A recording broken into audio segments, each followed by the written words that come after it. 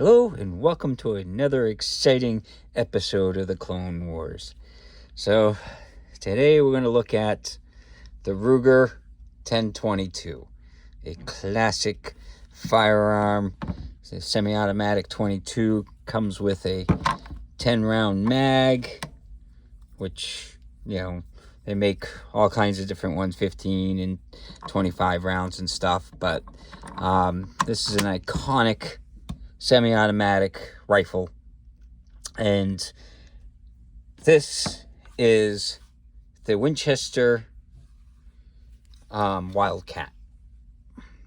And it's basically a clone of the Ruger 1022. Matter of fact, the mags are real similar.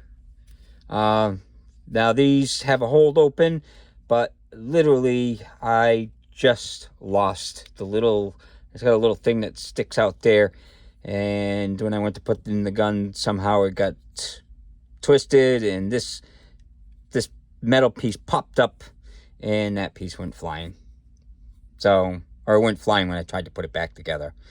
So definitely the Ruger mags are better quality. This had a last hold open, but it's not as nice as the Ruger ones, as I just found out.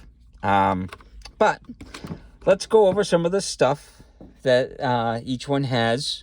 So the Ruger, of course, is semi-automatic. Doesn't have a last round hold open. So what you have to do if you wanted to hold it open is you have to bring this back. And let's see if I can do this under the camera.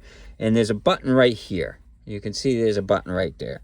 So you'd bring it back, you'd hold the button and let it go, and that holds it open. So, and then, of course, to undo it, you got to hit it again. It's a little clunky to do. Whereas this does have a last hold open, and let's see if I can do this. And you got it right there too.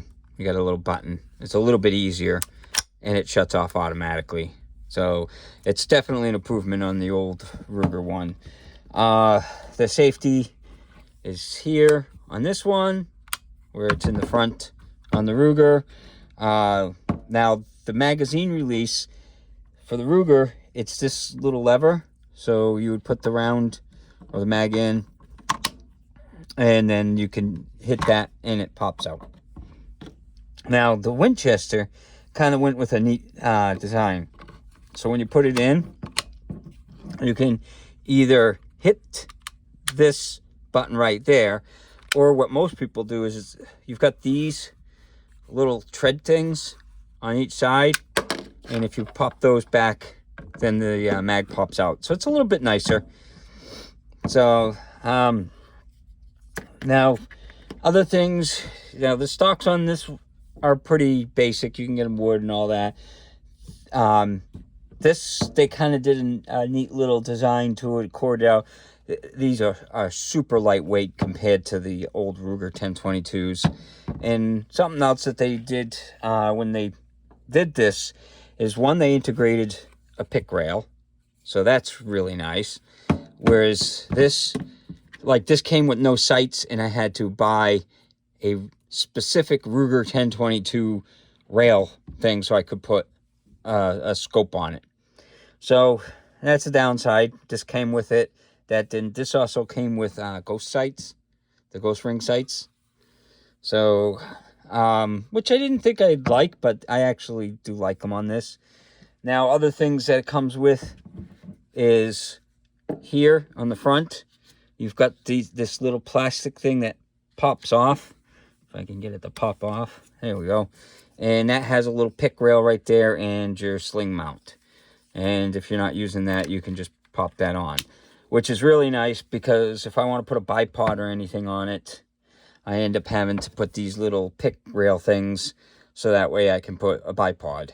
And, the sling things are molded in on this the same as they are on the Wildcat. Ergonomics are a little bit nicer on the Wildcat. They've got a straighter handle than the Ruger, so Now, that could be a preference, but I think it feels a little bit nicer and stuff. One thing that is a huge difference is how they come apart. This, you just lock it back and clean it.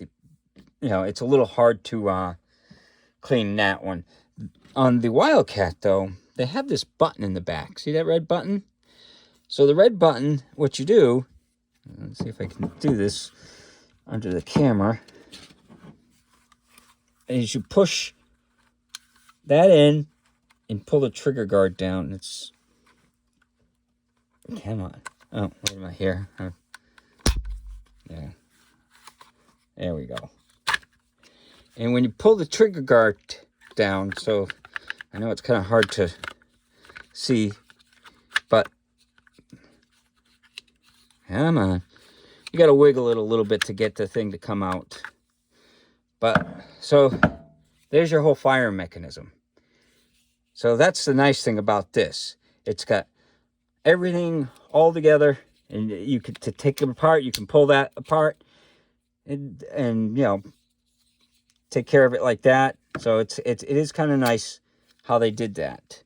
And to put it back together, you just, there's like a little hook here.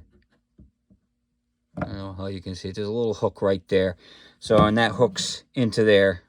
So you make sure the lever, the little lever goes up there, the charging handle, and then you hook it in there, and then it just pops right up in place. So, you know, it's hard to, you know, keep it underneath the camera, but it comes apart. It's pretty nice like that. So the triggers are both, you know, nice on it.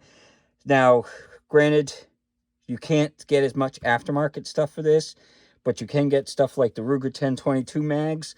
Those do fit in these. So you can use any of the Ruger 10/22s mags, which is really nice because I've got a bunch of them because I have a couple of Ruger 10/22s and I haven't found these. And now that this one just broke, I mean, I'll contact Winchester and see what they can do, but I'm kind of, I may not want to buy much of them. That last hold open isn't worth it if it's going to fall apart. Whereas you can see this is pretty solid build for the mag. So this has just got this little clip thing there, and then I don't know, somehow that walked away, and then this has got a little pin here that it popped up. You know, that little pin popped up, and then this came out, and then, you know, it's, so definitely the mag isn't as nice, but a bunch of stuff on the gun is nice. So why don't we take it out to the range and see how they shoot?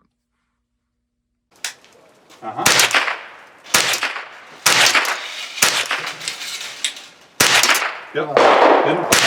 So you got one jam, one. That was the middle right, motherfucker. Yeah. Or right. What am I doing?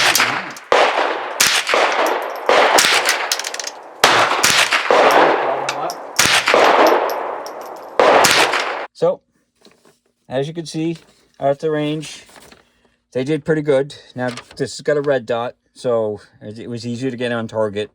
The sun kind of faces where you are, so you're looking into the sun, so it's a little hard to see the ghost ring and stuff. But this is how the Ruger 10/22 did. This is how the Wildcat did. The Ruger's a little bit nicer, but that could be because of the optic. And I had done a shoot prior to that, but I forgot to turn on the, well, I had the camera at the wrong targets. So, and that was the first set, in the first set of the Wildcat. So, as you can see, they're pretty good. The Ruger's a little bit more accurate, but like I said, it could be because it's got a red dot on it, and the Wildcat, I haven't put anything on it yet. So, you know, I'm sure it'll be pretty accurate when I put a scope or some kind of optic on it, because the barrel length's the same size. It is a Winchester, so, you know, Winchester makes pretty good products. Maybe not the ammo, you know, because I was using the Winchester white box ammo, and you know, I have problems with that every now and then. But yeah, so I figured they were close enough that they're pretty much a clone of each other. And there's another thing I forgot. This is a lever to drop the so if you lock the charging handle back and you want to just release it, you can just hit that and it releases the charging bolt, which is a great improvement over the Ruger. Not that Ruger's a bad gun, but you know, the gun design is like 60 years old and they haven't really improved upon stuff like that.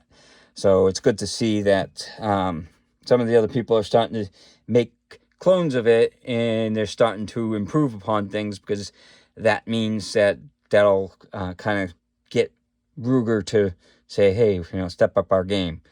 Kind of like Glock. Glock hasn't changed anything, and it's like, well, you know, sometimes you gotta step up the game a little bit as the years go by. But anyway, that's my little Clone Wars thing of the Ruger 1022 and the Winchester Wildcat. I hope you enjoyed the video and hope you have a good day.